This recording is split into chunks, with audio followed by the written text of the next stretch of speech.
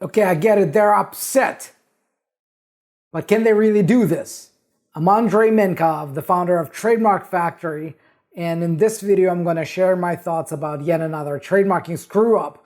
This time around it's Amway going after some rogue distributors.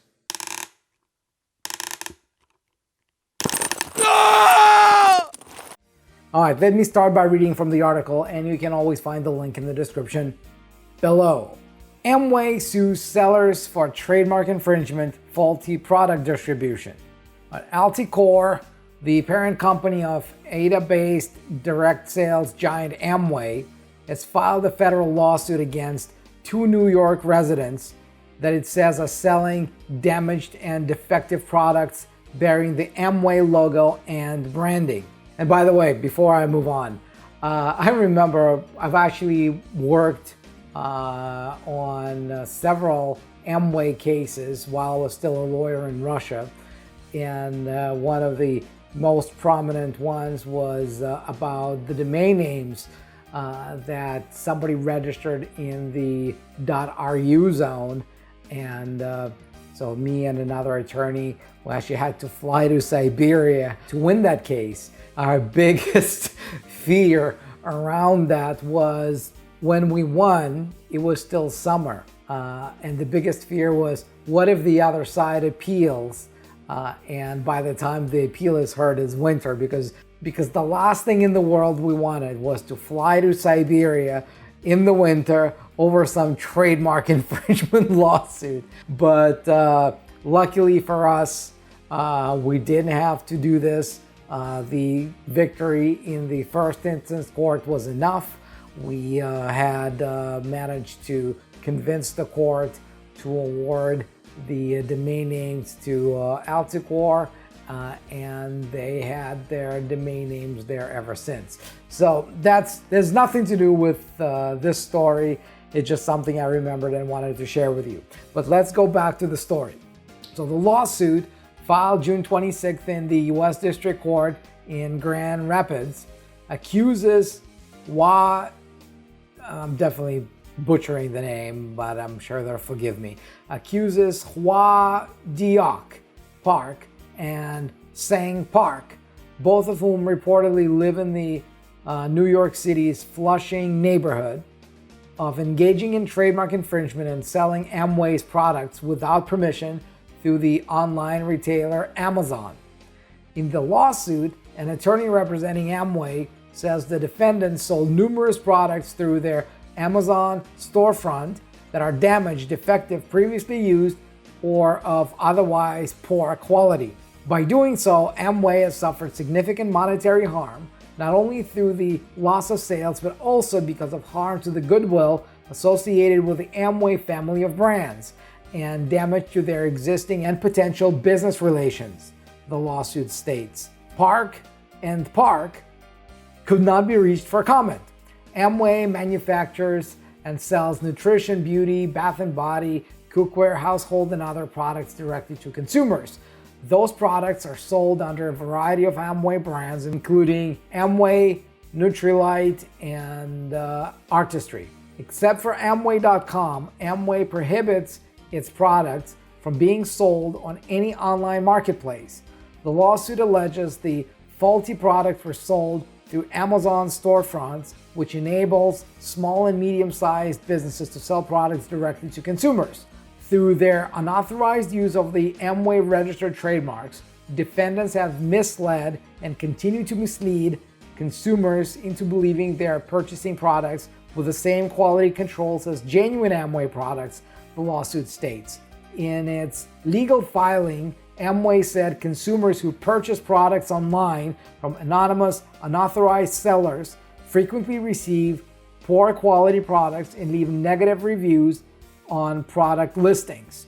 The Ada-based direct sales giant pointed to a string of negative reviews posted by customers who purchased products that were expired, damaged, tampered with, counterfeit, or otherwise different from what was advertised.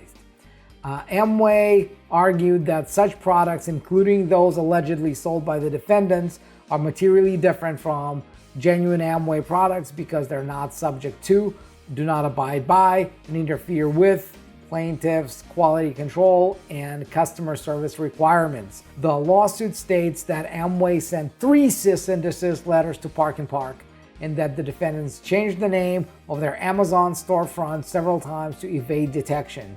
The names of these storefronts included Aren't You Great, Fresh Faith, Art's Great You Are, as well as Arts for Hero. As of now, the 2 defendants are doing business under the name Army US IIC Power for Us. Okay, wow, all right, bunch of interesting things here. First of all, can Amway really go after them? Now, I understand that Amway is upset that they cannot monopolize the idea of online sales of their products. But here's how this works. If I buy something from a store, I am the end consumer. I buy the product.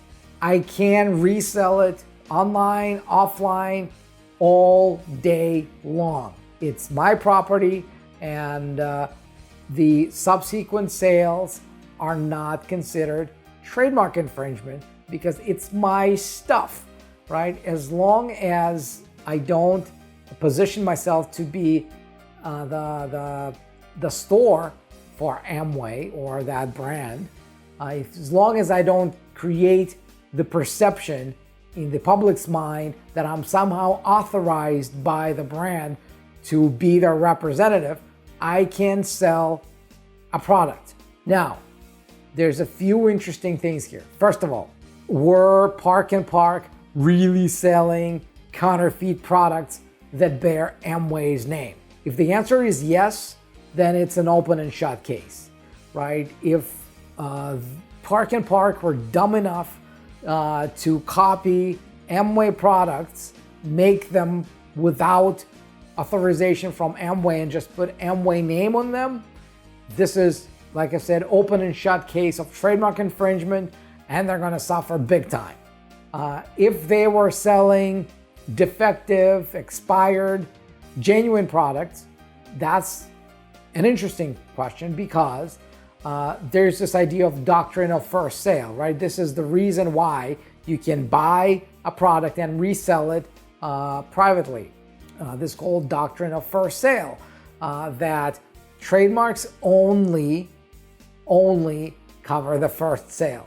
Second, third, fifth sale, trademark law does not cover those. So it's the first sale. I can't sell a product that bears somebody else's trademark.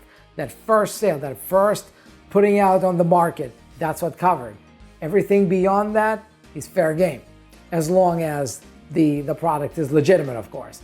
So you can't use that doctrine for counterfeit products, but for legitimate products, if it was legitimately brought into the marketplace and sold, I can resell it, right? So going back, the counterfeit products are not part of that, are not covered by the first sale doctrine. And so if somebody else's creates a copy of the product and puts somebody else's brand there, then the first sale, 12th sale, second, 79th sale are all covered. Every sale of a counterfeit product is trademark infringement, and the brand owner can legitimately go after all of them, right? So if they were caught selling counterfeit products, it's a problem. If they were caught selling defective or expired products, then it really boils down to, have they provided enough information for people to make a proper decision? Is it fraudulent, or is it buyer beware situation, right? And if they said it's a new product, Amway, and in the end of the day, people who buy it realize that it's defective, it's expired, it's not as functional, then it's a proper case for Amway to go after the sellers. If the sellers actually say it's expired Amway product, buy it from us if you want, it becomes iffy. It becomes iffy because, of course, there's the goodwill associated with it, but on the other hand, there's first sale doctrine. So there could be arguments made both ways. And the third thing here is that if Park and Park are indeed creating a storefront through Amazon, and all they do is they sell Amway products, they sell nothing else, that could give Amway the path to going after them by saying, look, they're not just selling the products that they bought through official channels. They're not just reselling it in a way that first sale doctrine would bar us from going after them. What they're really doing is they are presenting themselves as our representatives, as our distributors, and they're not, right? People who buy from them, who use the store, would be likely to think that they're buying from our legitimate distributors, and they're not. Really, this will be a matter of, are they selling just Amway? Are people likely to think of them as legitimate distributors of Amway or not? So if they're selling all sorts of stuff there, right, then maybe Amway does not have a case. If all they sell is Amway, then it will be a problem for Park and Park. But more importantly, so we know that they've ignored cease and desist letters. The question is, are they going to ignore the lawsuit? If they are going to ignore the lawsuit, probably what's going to happen is they're just going to have the default judgment entered against them, and then Amway would take that judgment to Amazon and say, we want these guys, we want their storefront shut down. And Amazon, of course, will do exactly that. It's going to be different if Park and Park find the money, find the desire to find the money to pay lawyers and actually defend their case. I would be surprised if they do, quite honestly. But if they did, then we're going to have this interesting development about figuring out whether Amway really have a leg to stand on in this case. We'll see how this develops, and if I come across an update to this case, when an update happens, I'll be sure to share it with you as well. Now, if you found this video useful, subscribe right now. Make sure you do.